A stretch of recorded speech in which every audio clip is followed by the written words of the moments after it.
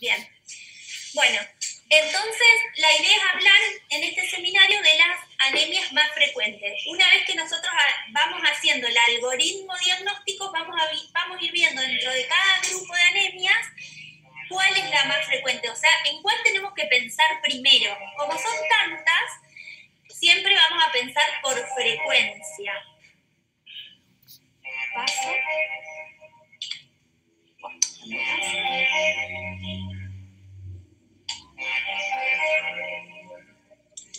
Ahí está. Como ustedes saben, la anemia, estamos hablando que hay una disminución de la masa eritrocitaria. Esto va a ser insuficiente, ¿para qué? Para que lleve el oxígeno. La masa eritrocitaria está para eso, para llevar el oxígeno a los diferentes lugares del organismo. Cuando la masa es insuficiente, no podemos llevar el oxígeno a los tejidos y eso es lo que nos da los diferentes síntomas.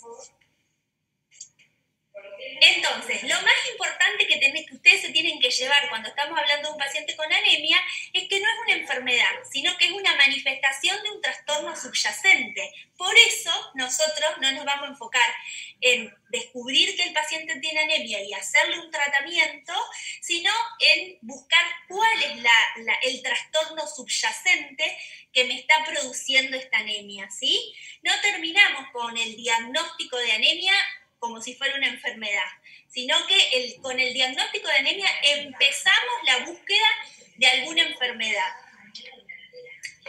Sabemos que la anemia, esto como un repasito, se produce o porque los eritrocitos de esta masa eritrocitaria se pierde o se destruye o no se fabrican como corresponde. Esos son los tres mecanismos por los cuales el paciente se presenta con anemia.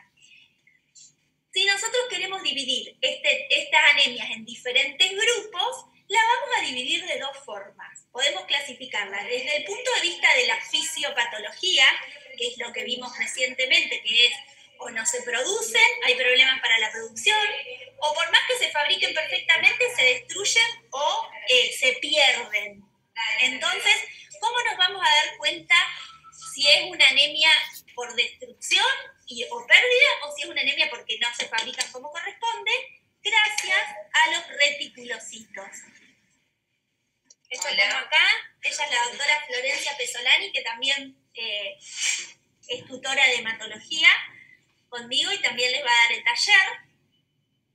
Bueno, entonces nosotros tenemos que tener en cuenta, antes que nada, fijarnos los reticulocitos para dividirlos en estas dos categorías.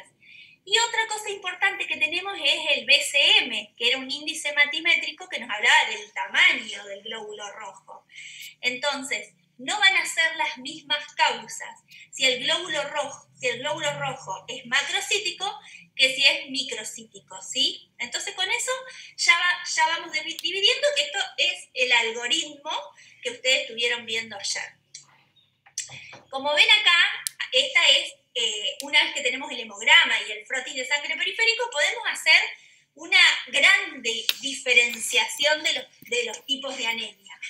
Para que no se vuelvan locos, dijimos que una de las cosas más importantes era el volumen corpuscular medio. El volumen corpuscular medio nos va a hacer que dividamos a las diferentes anemias en microcítica, normocítica o macrocítica. Y de acuerdo a eso, vamos a seguir con los diferentes estudios. Cuando hablamos de anemias regenerativas, fíjense que tenemos las dos principales causas, son hemorragias, principalmente las agudas, porque las crónicas nos van a terminar dando un déficit de hierro al final, y las hemólisis, que las podemos dividir en congénitas o adquiridas, después vamos a ver. ¿Cómo dijimos que hacíamos diagnóstico de anemia regenerativa? Con los reticulocitos, ¿sí? Entonces, si tenemos reticulocitos altos, vamos a tener una anemia regenerativa. Si tenemos reticulocitos bajos, vamos a tener una anemia arregenerativa. ¿Está? O sea que el eritropoyesis, la fabricación de estos glóbulos rojos, es deficiente. No se fabrican como corresponde. Como tenemos tantas causas de que por qué se fabrican en forma deficiente, nos vamos a apoyar con el volumen corpuscular medio. Ese volumen corpuscular medio va a hacer que nosotros dividamos las causas en microcíticas, normocíticas o macrocíticas, ¿sí? Y de acuerdo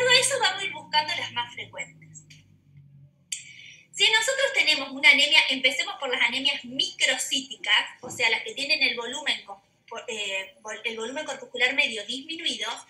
¿En qué anemia, a ver si alguien se anima a responderme, en qué anemia vamos a pensar primero y por lejos? La ferropénica. La ferropénica es de las anemias más frecuentes, ¿está? Entonces, vamos a tener estas 4 tipos de anemias cuando queremos hacer el diagnóstico diferencial de una anemia microcítica. ¿Y dónde pongo?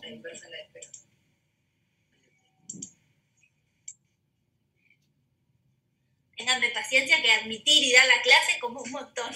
¿Y este? Ya está acá. Entonces, cuando tenemos un volumen corpuscular medio bajo, lo primero que tenemos que pensar es en estos 4 diagnósticos diferenciales, pero lo vamos a hacer de acuerdo a la frecuencia, ¿sí? No le vamos a hacer todos los estudios. Lo que vamos a hacer es, si la anemia ferropénica es la más frecuente, es la primera que vamos a pensar. La anemia sideroblástica es una anemia súper infrecuente y yo les diría que en el servicio de hematología en muchos años vimos una sola. Así que no es lo primero que vamos a pensar, ni vamos a querer hacer ningún estudio para descartar esto, sino vamos a pensar primero en anemia ferropénica. Ahí está. Entonces, es la anemia más de las anemias carenciales la más frecuente. Generalmente se produce porque hay un balance negativo entre lo que ingresa y lo que se va. Entre lo que ingresa de hierro y lo que se va. ¿Qué les parece a ustedes cuánto les parece que se necesita de hierro por día para que el balance sea 0, para que no haya un balance negativo? ¿A alguien se le ocurre, más o menos, cuánto? De 7 a 20 miligramos. Me parece mucho. De 10 a 20. 10 miligramos. Generalmente de 10 a 20 es lo que consumimos, así en la dieta occidental. Claro, lo que se necesita. Pero no era es un 1,5. Claro, exacto. Lo que consumimos es eso, más o menos 10 miligramos, 15 miligramos, hasta 20 miligramos de acuerdo a las dietas. Pero lo que necesitamos es súper poquito. Con 1 o 2 miligramos, las mujeres por ahí necesitamos un poquito más porque perdemos por las menstruaciones, pero entre 1 y 2 miligramos es lo que necesitamos por día. Y con una dieta normal, nos basta y nos sobra a los adultos. Acá estamos hablando de adultos. ¿En qué momento les parece que la necesidad de hierro aumenta a más de 1 a 2 miligramos por día? El embarazo, a los niños.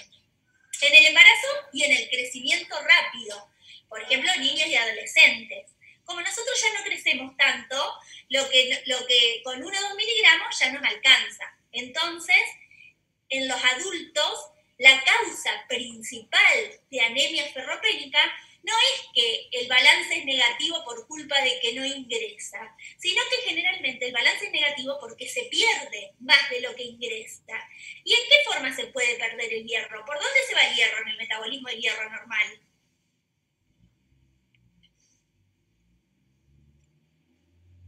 Cualquiera que conteste, si total no los vemos acá entre la clase y todo.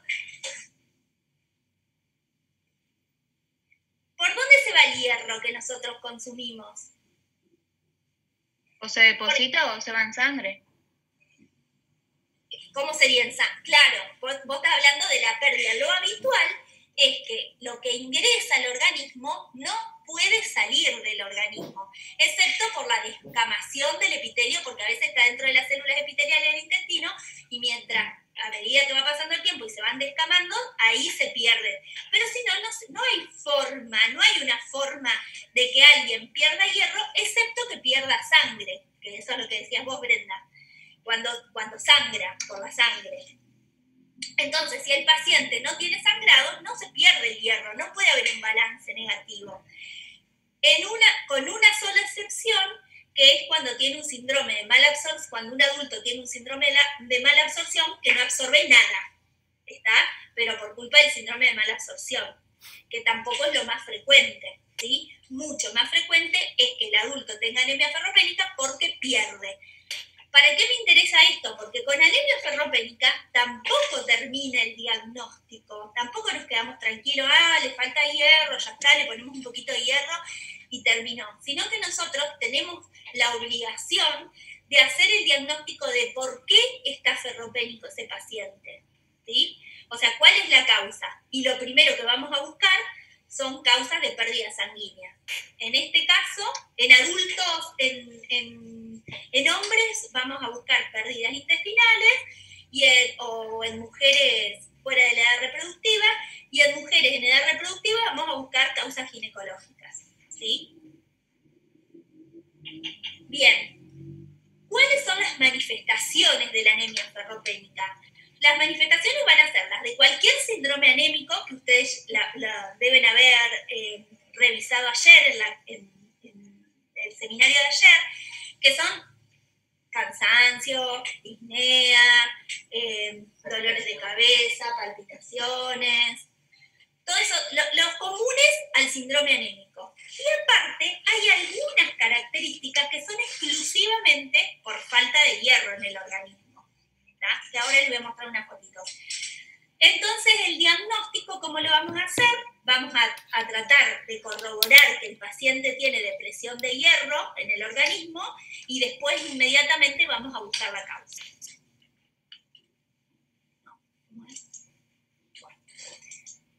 Ahí está. Como manifestaciones exclusivamente de que falta hierro en el organismo, generalmente los pacientes tienen lo que se llama coiloniquia o uñas en vidrio de reloj, que se puede ver acá en esta foto. Acá está como bien marcado, a veces no está tan marcado, pero está bueno buscárselo a los pacientes. Los pacientes suelen quejarse de pica, que es cuando comen algo que no es un alimento. Es muy frecuente que coman los pacientes, por más que sean adultos, acá justo hay un anito, pero por más que sean adultos, comen barro, o muy frecuentemente en el consultorio te dicen que tienen muchas ganas de comer hielo, una necesidad imperiosa de comer hielo. Inclusive a veces lo que nosotros teníamos son pacientes que ya tienen antecedentes de ferropenia por causas crónicas y se dan cuenta que están anémicos cuando les agarran las ganas locas de comer hielo, que se llama pica. También tienen algunas alteraciones en la cavidad oral, como glositis, que es una inflamación de la lengua, o las queilitis angulares, que bueno, justo acá no hay ninguna foto, pero es que tienen esa inflamación en los ángulos de la comisura labial. Esos son como característicos de ferropenia exclusivamente, más allá si tienen o no tienen anemia. Entonces, ¿de qué nos valemos? ¿Cómo hacemos nosotros para hacer el diagnóstico? Vamos a tener el hemograma, que nos va a confirmar que el paciente tiene una masa eritrocitaria baja. Vamos a mirar los índices eritrocitarios, que en este caso nos van a dar que el volumen corpuscular medio es bajo. Vamos a mirar la morfología de estos glóbulos rojos en el frotis de sangre periférica en el microscopio, y aparte le vamos a hacer al paciente un estudio de hierro. Cuando nosotros hablamos del estudio de un perfil de hierro, o sea, cómo es el perfil del hierro en ese organismo, vamos a dosar la ferremia, que es la cantidad de hierro que hay en sangre, la capacidad total de saturación de la transferrina, que en realidad la transferrina ustedes saben que es una proteína, es la proteína encargada del transporte del hierro. Acuérdense que el hierro libre en sangre es perjudicial, así que no puede estar libre el hierro, tiene que ir unido a una proteína para transportarse de un lugar a otro. Entonces, lo que nosotros medimos acá es qué capacidad tiene esta transferrina de transportar hierro, ¿sí? No medimos la transferrina, medimos la capacidad de ella de transportar las moléculas de hierro. Si tiene lugar o no tiene lugar todavía. Y el porcentaje, esto lo transportamos a otro valor, que es el porcentaje de saturación de esta transferrina, ¿sí? Y cuando hablamos de la ferritina, estamos valorando el depósito de hierro en el organismo. Siempre recordando que la ferritina es un reactante de fase aguda. Entonces, muchas veces no nos ayuda, porque si la ferritina está baja, no hay otra causa de ferritina baja que no sea la anemia ferropénica. ¿Está? Pero si la ferritina está alta, puede ser que el paciente tenga una anemia ferropénica, pero que la ferritina esté alta como un reactante de fase aguda. Por ejemplo, un paciente con una neoplasia de colon que pierde crónicamente sangre y puede tener ferropenia, pero como la neoplasia está activa, podría tener la ferritina alta. Entonces no nos serviría. En este caso la ferritina no, valdría solamente si fuera bajo, o sea, el valor predictivo negativo. Entonces, la ferritina la pedimos, pero tenemos en cuenta esa consideración. Igual que las embarazadas. Para decir que una embarazada, las embarazadas generalmente como reactante de fase aguda tienen la ferritina un poquito más alta que lo normal, ¿sí? Así que para nosotros decir que tiene ferropenia una embarazada, consideramos la ferritina un poquito más alta que lo normal y ya la consideramos ferropénica. Y por último, otro estudio que podemos hacer es en una médula ósea, que es un estudio que se hace, un medulograma que se hace por punción de médula ósea y aspirado, teñirlo con PER y con eso nosotros en el microscopio evaluamos la cantidad de hierro y cómo está ese hierro en médula ósea. Generalmente a este estudio llegamos cuando tenemos muchas dudas, no es un estudio que hagamos de rutina para anemia ferropénica porque es un estudio invasivo. Bueno, acá tienen ¿alguna pregunta hasta acá? Seguimos. Acá tenemos como un ejemplo, un hemograma donde vemos acá que la masa globular está baja. Tiene una hemoglobina de 9,7, un hematocrito de 28,8, tenemos una masa eritrocitaria baja. Con eso hacemos diagnóstico de que el paciente tiene anemia. Luego nos vamos a fijar los índices hematimétricos. Entonces ahí vemos que el volumen corpuscular medio está bajo. No sé si recuerdan cuál es el volumen corpuscular medio normal, que se mide en femtolitros, es aproximadamente entre 80 y 100. Cuando tiene menos de 80 decimos que el paciente tiene una anemia microcítica y cuando tiene más de 100 decimos que tiene una anemia macrocítica. Y la hemoglobina corpuscular media, que también está baja, tiene 23 picogramos. O sea que luego de encontrarnos con este hemograma podemos decir que el paciente tiene una anemia microcítica hipocrómica. ¿Qué hacemos después? Vamos y miramos el frotis de sangre periférica.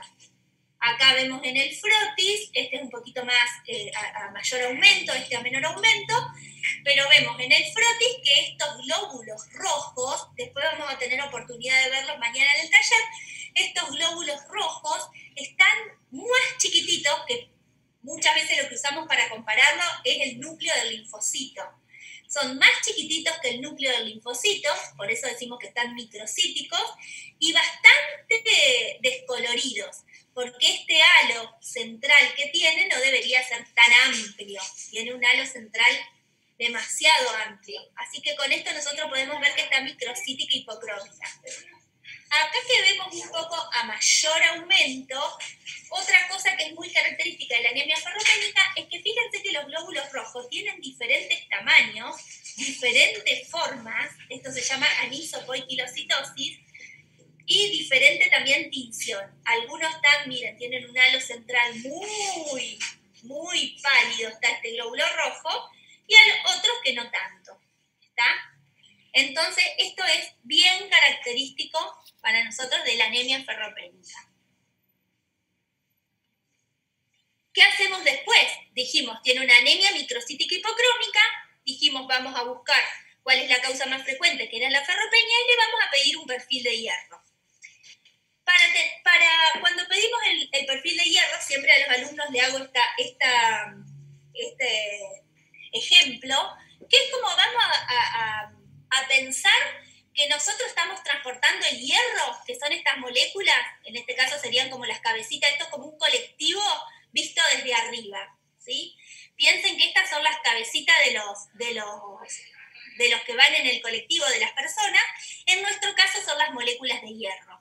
Los asientos, que son de a dos, como los colectivos, es la transferrina, que es la que transporta las moléculas de hierro.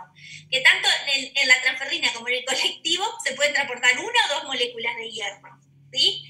Entonces nosotros vamos a ver la cantidad de pasajeros que tengamos, vamos a equipararlo a la ferremia, la cantidad de moléculas de hierro que hay en sangre.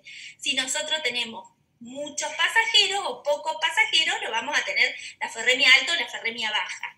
Cuando estamos hablando de anemia ferropénica, ¿cuántos pasajeros les parece que va a haber? Pocos. Por eso la ferremia va a estar baja. Cuando estamos hablando de la capacidad de transporte de este colectivo, ¿cómo le parece que va a estar la capacidad de transporte de este colectivo? ¿Se pueden subir más pasajeros o no hay más lugar para pasajeros? ¿Qué les parece? Va a estar alta la capacidad. Va a estar alta. Por eso la capacidad de transporte de la transferrina en la anemia ferropénica está alta. ¿Por qué? Porque estos asientos están vacíos. Queda un montón de lugar para que sigan viniendo pasajeros, ¿sí? Así que la capacidad de transporte va a estar alta. Y cuando nosotros hablamos de la saturación del colectivo, vamos a hablar de la cantidad de pasajeros sobre la cantidad de asientos disponibles. Eso nos va a dar el porcentaje de saturación. En el caso del perfil de hierro va a ser la ferremia sobre la capacidad de transporte. Vamos a hablar de la saturación. ¿Cómo va a ser la saturación de este colectivo si hay pocos pasajeros y mucho asiento? Tenemos un denominador chico con un numerador grande. ¿Cómo nos va a dar ese porcentaje de saturación? Bajo.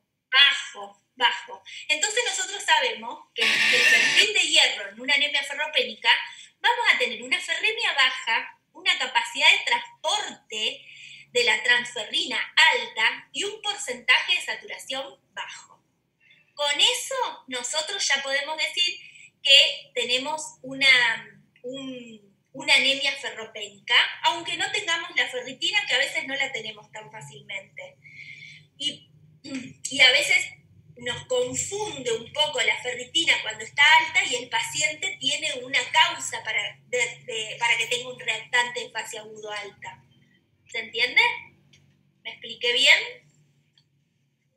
Sí, profe. Bueno, seguimos. Entonces, una vez que tenemos el perfil de hierro, ahí ya podemos diagnosticar la anemia ferropénica. Tenemos como estadios, por decir, de anemia, de ferropenia. Cuando tenemos una ferropenia prelatente, estamos hablando que solo la ferritina está baja. O sea, nosotros le dosamos a alguien la ferritina, el paciente no tiene anemia ni síntomas. Le dosamos la ferritina y tiene la ferritina baja, ya sabemos que tiene los depósitos bajos de hierro ese paciente. A esto le llamamos ferropenia prelatente. Cuando baja el índice de saturación, ya tiene una ferropenia latente. Acuérdense que todavía no tiene anemia el paciente. Y si ya tiene una eritropoyesis ferropénica, ¿verdad? O sea, ya no puede fabricar glóbulos rojos, no le alcanza, ahí ya presenta el paciente una anemia microcítica hipocrónica. Y como tratamiento, lo más importante es encontrar la etiología. Porque, por ejemplo, si nosotros tenemos que la paciente tiene alteraciones ginecológicas como alteraciones hormonales, donde tiene una menstruación muy importante, y por más hierro que nosotros le demos, si no le tratamos la causa, va a seguir ferropénica.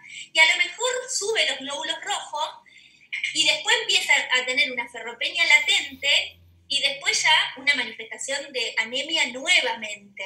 Así que por eso el tratamiento de la etiología es lo más importante de todo, ¿sí? Y después sí el tratamiento sintomático, o sea, nosotros necesitamos aumentar la hemoglobina si el paciente tiene anemia y por supuesto después restaurar los depósitos de hierro.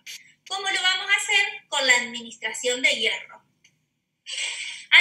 Se puede usar el hierro, se puede usar de forma oral o parenteral. El hierro oral, lo único que tiene como efecto adverso es la intolerancia gástrica, y sobre todo si el paciente tiene antecedentes de síntomas ácidos sensitivos, por ahí no toleran tomar el tratamiento, a veces tienen diarrea, a veces tienen constipación, tienen muchos síntomas gastrointestinales.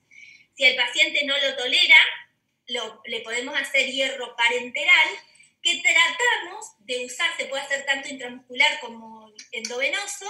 Tratamos de usar endovenoso porque el intramuscular tiene un montón de efectos adversos locales. Lo que tiene inconveniente el endovenoso es que el paciente tiene que ir a colocárselo a un lugar,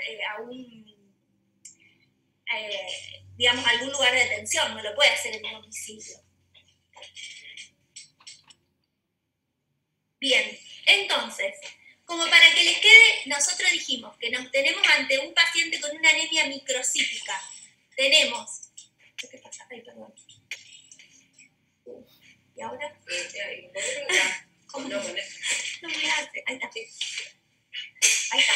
Si nosotros nos presentamos ante un paciente con una anemia microcítica, el primer diagnóstico que pensamos, la anemia ferropénica. ¿Está? Pero teníamos las otras tres que podíamos hacer diagnósticos diferenciales, ¿sí?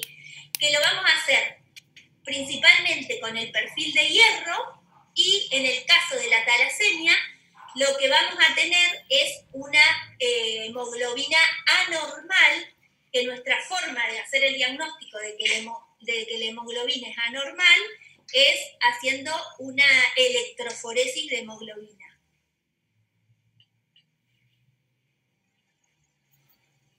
Pero con estas cuatro cosas por lo que tenemos que hacer diagnóstico diferencial en una anemia microcítica. ¿Alguna duda hasta ahí?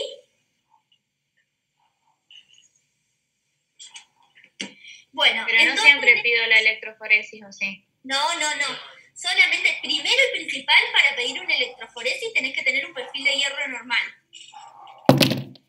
Tiene que tener un perfil de hierro normal. Si no, justamente la electroforesis de hemoglobina puede dar un falso normal o un falso negativo, de que no tiene una hemoglobinopatía y sin embargo sí la tiene por una alteración que se produce por culpa de la falta de hierro.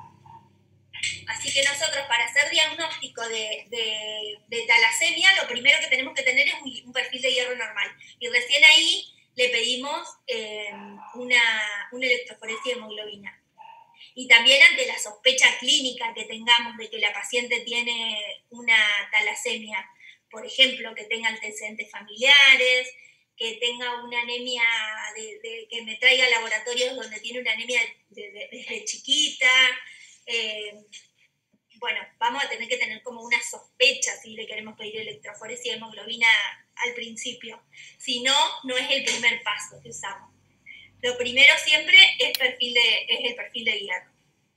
Inclusive, por ejemplo, una paciente mujer en edad reproductiva con talasemia, también, con diagnóstico de talasemia, también le pedimos perfil de hierro muchas veces, porque podría tener, como la anemia ferropénica es la más frecuente de todas, puede tener sobre la talasemia una anemia ferropénica.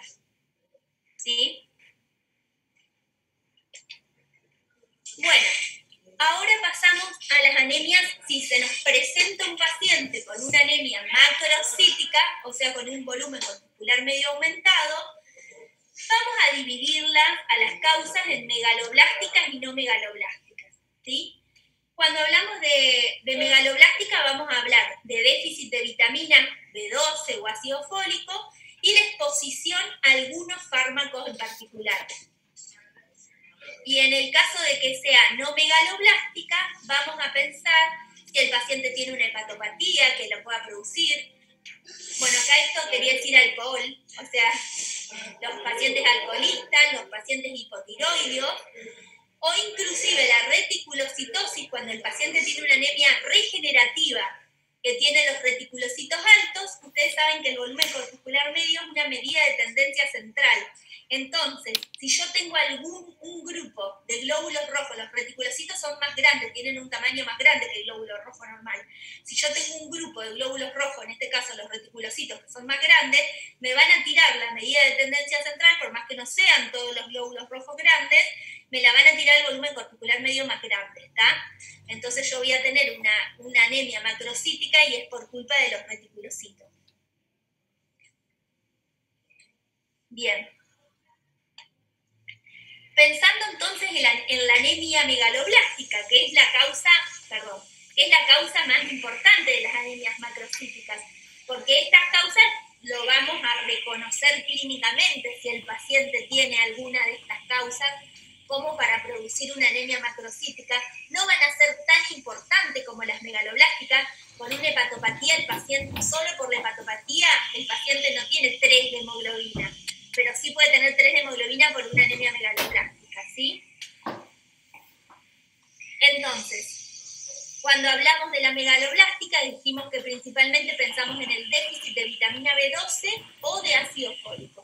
¿Por qué? Porque estas dos vitaminas son necesarias para la síntesis del ADN y entonces producen un trastorno en la maduración, principalmente una asincronía, porque el núcleo no crece, queda inmaduro, y el citoplasma madura normalmente. Así que tenemos una célula que tiene un núcleo inmaduro y un citoplasma maduro.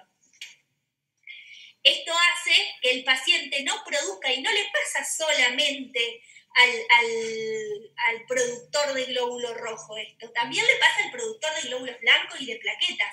Así que el paciente muchas veces se presenta no solo con anemia, sino con otras citopenias. Puede tener leucopenia y plaquetopenia, ¿sí? Estos pacientes generalmente no tienen los reticulocitos muy altos. ¿Para qué se lo describimos específicamente? Porque dijimos que como estas anemias tenemos que hacer diagnóstico diferencial con reticulocitos, que las anemias con reticulocitosis muchas veces se confunden con las anemias hemolíticas. ¿Por qué? Porque las anemias megaloblásticas tienen una eritropoyesis ineficaz. Creo acá dentro de la fisiopatología lo que podemos ver que estos eritrocitos, que son como de mala calidad, tienen una vida media disminuida y se destruyen en sangre periférica, se produce una hemólisis moderada y tienen algunas características como el LDH alta, a veces tienen un poquito de bilirrubina, y tenemos que hacer el diagnóstico diferencial con anemia hemolítica. La diferencia es que la anemia hemolítica tiene los reticulocitos muy altos y la anemia megaloblástica no tiene los reticulocitos tan altos, ¿sí?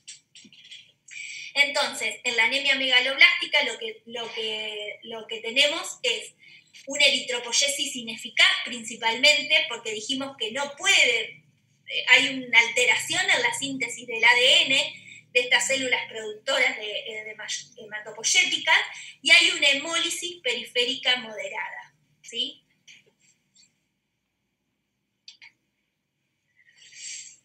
Con respecto al laboratorio, ¿qué pasa en el laboratorio? Como se producen estas cosas que dijimos, tanto por la disminución de la vida media como la eritropoyesis inefectiva que produce una destrucción adentro de la médula ósea, tenemos una LDH aumentada, bastante aumentada generalmente, y una bilirrubina indirecta aumentada. Por eso hacemos el diagnóstico diferencial con otras macrocitosis, principalmente la anemia hemolítica cuando tiene reticulocitosis. Acá podemos ver algunas características que tiene. Nosotros para hacer el diagnóstico de certeza de anemia megaloblástica tenemos que ver esos megaloblastos con asincronía entre el núcleo y el citoplasma de los progenitores de los glóbulos rojos en médula ósea. Pero la verdad es poco frecuente que nosotros vayamos a hacerle una punción a todos los pacientes con anemia megaloblástica, ¿sí? Entonces tenemos algunas sospechas clínicas, más en el frotis de sangre periférica, que podemos ver estas macrocitosis. ¿Ven cómo se ven los glóbulos rojos? Bastante más grandes, a diferencia del frotis de sangre que vimos anteriormente, que eran más chiquitos que el núcleo del linfocito. Acá tenemos el linfocito con el núcleo. Fíjense que estas células son estas células son todas más grandotas que el núcleo del linfocito. Y otra característica por toda esta alteración de la síntesis de ADN es acá dice neutrófilos hiperpigmentados, pero está mal, es neutrófilos hipersegmentados, que es la segmentación del neutrófilo. ¿Se acuerdan que tiene un núcleo todo segmentado? Pero este está hipersegmentado. Generalmente tienen 5, 6 o más lóbulos, y ahí decimos que están hipersegmentados, ¿sí? Cuando vemos esas características, nosotros estamos, más las alteraciones de laboratorio que dijimos previamente, más alguna causa que nosotros sepamos, sospechamos que el paciente tiene una anemia megaloblástica, y la mayoría de las veces no necesitamos hacerle el medulograma para hacer el diagnóstico de certeza. Entonces, ¿qué hacemos nosotros cuando nos encontramos con un paciente con una anemia megaloblástica? Buscamos la etiología. Dijimos que era por déficit de ácido fólico o por déficit de vitamina B12. Hay un montón de causas de déficit de ácido fólico y un montón de causas de déficit de vitamina B12. Pero a modo de resumen, generalmente el ácido fólico, cuando se produce déficit de ácido fólico, es porque hay un aumento en los requerimientos. Por ejemplo, porque el ácido fólico no tenemos mucha cantidad de ácido fólico guardado. Entonces, ante una necesidad, un aumento del requerimiento de ácido fólico, rápidamente nos quedamos con folicopenia y puede producir una anemia megaloblástica. Por ejemplo, cuando necesitamos mucho ácido fólico para producir glóbulos rojos, ante un episodio de una anemia regenerativa, como en el caso de una hemólisis. O durante el embarazo también, por ejemplo. En el embarazo, por supuesto, en los niños también. En cambio, el déficit de vitamina B12, como no es tanta la cantidad de vitamina B12 que necesitamos y tenemos guardada vitamina B12 en el organismo, generalmente cuando falta vitamina B12, la asociamos con alguna alteración del tubo digestivo que me produzca una mala absorción de esta vitamina B12. Por ejemplo, en anemia perniciosa, que se acuerdan que se produce por anticuerpos contra el factor intrínseco que interviene en la absorción de la vitamina B12 en el estómago. Entonces ahí tenemos, falla el ingreso de la vitamina B12, ¿sí? Generalmente, nosotros dosamos tanto el ácido fólico como la vitamina B12, y con eso podemos tener una idea cuál de las dos es causa de esta anemia megaloblástica. Pero supónganse que estamos en un lugar donde no tenemos oportunidad de dosar el ácido fólico y la vitamina B12 porque no es un análisis de rutina. Lo que sí se puede hacer es dar el tratamiento sustitutivo para la anemia megaloblástica y considerar que es una anemia megaloblástica si mejora con este tratamiento. Ustedes saben que las anemias megaloblásticas con déficit de vitamina B12, aparte de los síntomas de la anemia, tienen síntomas neurológicos muchas veces. Si nosotros a un paciente, por el metabolismo de la vitamina B12 y del ácido fólico, si a un paciente le damos ácido fólico y no tiene vitamina B12, le empeoramos esa sintomatología neurológica. Entonces, lo que hacemos es darles las dos cosas. Como dijimos que una de las causas más frecuentes del déficit de la vitamina B12 era la anemia perniciosa, lo que solemos es darla por vía intramuscular a las dos vitaminas. ¿Para qué? Para sortear el efecto de los anticuerpos de antifactor intrínseco en el estómago y que se pueda absorber la vitamina B12, ¿sí? Entonces, generalmente lo damos en forma intramuscular este tratamiento. ¿Qué hacemos? Supónganse que estamos en un consultorio de un centro de salud donde no tenemos oportunidad de derivar estas muestras para hacer este dosaje. Le ponemos ácido fólico y vitamina B12 intramuscular 2 o 3 veces por semana, de acuerdo a la severidad, o por día, de acuerdo a la severidad de la anemia, y lo volvemos a controlar. Si el paciente respondió, significa que le faltaba alguna de las dos vitaminas, o sea, era una anemia megaloblástica, y aunque no tengamos la causa exacta de cuál de las dos era. Y no necesita hacer un medulograma.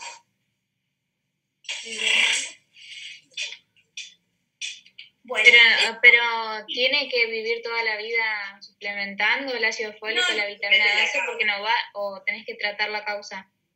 Siempre es la causa, porque acuérdense que la anemia no era un diagnóstico definitivo, sino que hay que buscar la causa subyacente de esa anemia. Entonces, siempre la causa. Por ejemplo, ¿en qué va a depender el tratamiento? Si es algo pasajero o algo permanente. Por ejemplo, a un paciente que le sacaron por una úlcera gástrica, le hicieron una gastrectomía, nunca más va a poder absorber vitamina B12, así que va a necesitar de por vida la sustitución de la B12. Si es una alteración, por ejemplo, una anemia perniciosa, que muchas veces es pasajera, apenas recupera la anemia, no hace falta que se siga suplementando. Otra causa de déficit de vitamina B12 son los veganos estrictos o vegetarianos estrictos. Los que no comen nada de origen, no, veganos estrictos serían, que no comen nada de origen animal, les suele faltar vitamina B12. Entonces yo, por ejemplo, he tenido pacientes veganas estrictas que se suplementan de por vida. Pero no es lo mismo en el momento que vienen con la anemia, donde vos la suplementás más seguido, que cuando ya tienen los glóbulos rojos normales, que la suplementás por mes. Claro. Bien. Y con respecto a la otra de las anemias, esas son como las anemias más frecuentes dentro de las anemias arregenerativas, la anemia ferropénica y la anemia megaloblástica, y dentro de las anemias regenerativas, las que vamos a ver son las anemias hemolíticas, que se producen en realidad cuando la velocidad de destrucción de estos glóbulos rojos supera el aumento de la velocidad de producción. ¿Por qué? ¿Qué pasa? Cuando se destruyen los glóbulos rojos o se pierden, la médula regenera, porque la fábrica no tiene ningún inconveniente en producir de más. Pero la pérdida es mayor a la producción y ahí se produce la anemia, ¿sí?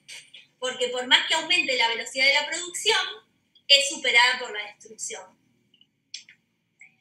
Tenemos un montón de clasificaciones de las anemias hemolíticas. Podemos clasificarlas en anemias hemolíticas agudas versus crónicas, de causas hereditarias versus adquiridas, de causa intrínseca versus extrínseca con respecto al glóbulo rojo, o si la hemólisis se produce intravascular versus la hemólisis extravascular. Yo encontré un cuadrito que, bueno, espero que no los confunda, más que los ayude, donde está todo como...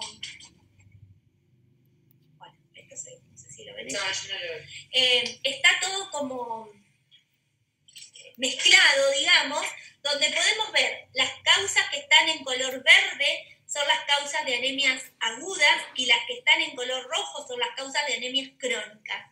Y podemos ver que estos son defectos generalmente extrínsecos. Por ejemplo, una válvula cardíaca es un problema extrínseco al organismo, un veneno es un problema extrínseco al organismo, y cuando estamos hablando de las anemias hemolíticas inmunitarias o autoinmunes, estamos hablando de cosas adquiridas, ¿está?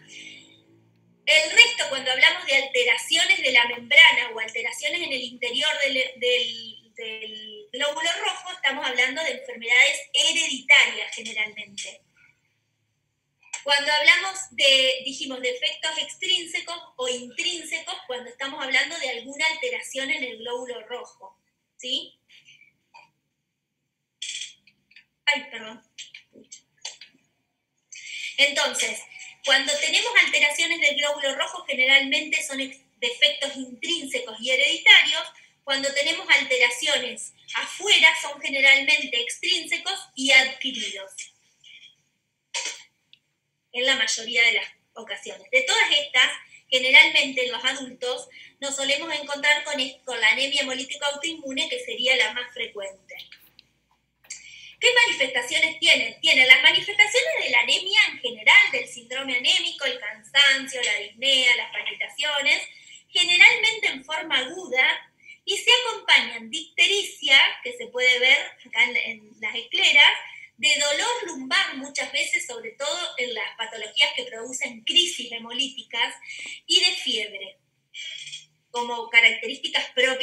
del hemólisis.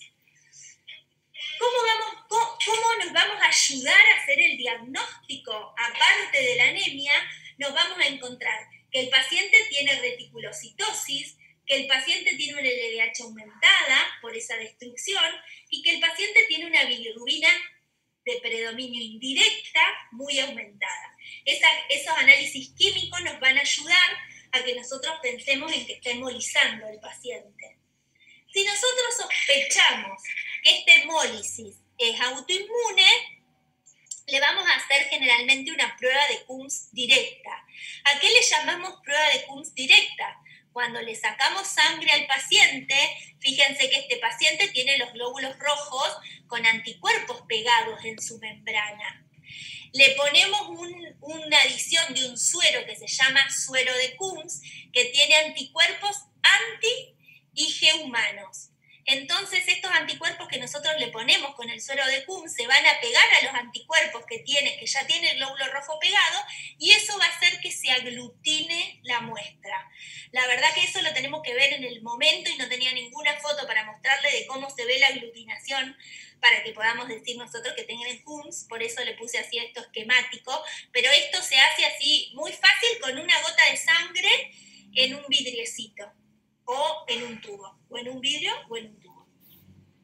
Eso es, cuando nosotros tenemos una prueba de Coombs directa, estamos haciendo diagnóstico de que esa anemia hemolítica es autoinmune. ¿Por qué? Porque sabemos que tiene anticuerpos pegados en la membrana cuando hacemos esa prueba. Y cuando hablamos del tratamiento, va a depender de la causa de la anemia hemolítica. Como dijimos que nosotros la que más frecuentemente tenemos es la anemia hemolítica autoinmune, lo primero que vamos a hacer es fijarnos, antes de hacer cualquier tratamiento, es fijarnos si esos anticuerpos, ¿cómo son los anticuerpos? Le hacemos un estudio que se llama inmunohematológico, donde vemos esos anticuerpos de qué tipo son, si son IgG, si son IgM, le llamamos generalmente fríos y calientes. ¿Por qué? Porque las anemias hemolíticas pueden ser primarias o pueden ser secundarias a alguna otra patología. Entonces, asociamos generalmente los anticuerpos calientes o por IgG a algunas patologías y los anticuerpos fríos o por IgM a otras patologías diferentes. De acuerdo a eso, nosotros vamos a investigar. Por ejemplo, los más frecuentes son los anticuerpos calientes y muy frecuentemente se asocian a enfermedades autoinmunes. Si nosotros tenemos una paciente mujer de 40 años que se presenta con una anemia hemolítica autoinmune, lo que vamos a hacer es interrogarla para ver si no tiene otra enfermedad autoinmune asociada o algún síntoma, aunque no tenga el diagnóstico todavía de la otra enfermedad, como que nos lleve a hacer el diagnóstico. Y otras causas son los síndromes linfoproliferativos, por ejemplo, un linfoma que se presente de esta forma, con una anemia hemolítica autoinmune. Así que generalmente antes de empezar el tratamiento solemos hacer ese pesquisaje de causas secundarias que produzcan anemia hemolítica. Y el tratamiento de elección siempre son corticoides. En el caso de que el paciente venga muy descompensado, por ejemplo, que tenga síntomas de insuficiencia cardíaca, dolor de pecho, tipo ANGOR por cardiopatía isquémica secundaria, en ese caso, solo en ese caso, le vamos a indicar transfusiones y que se hacen de una forma característica que nosotros le decimos en alicuotas, que es como muy despacito, porque si el paciente tiene anticuerpos contra los glóbulos rojos y nosotros le estamos pasando más glóbulos rojos, podemos desencadenar una lisis, una destrucción que le produzca insuficiencia renal al paciente, que podemos hacer más daño que otra cosa. Entonces, solamente en el caso que el paciente esté descompensado y necesite recuperar masa globular rápido por los síntomas, solo en ese caso lo podemos transfundir. Bueno, hasta ahí, esas son las que nosotras consideramos como las anemias más frecuentes en las que vamos a pensar cuando tenemos parado enfrente nuestro un paciente con anemia. ¿Alguna pregunta hasta ahí?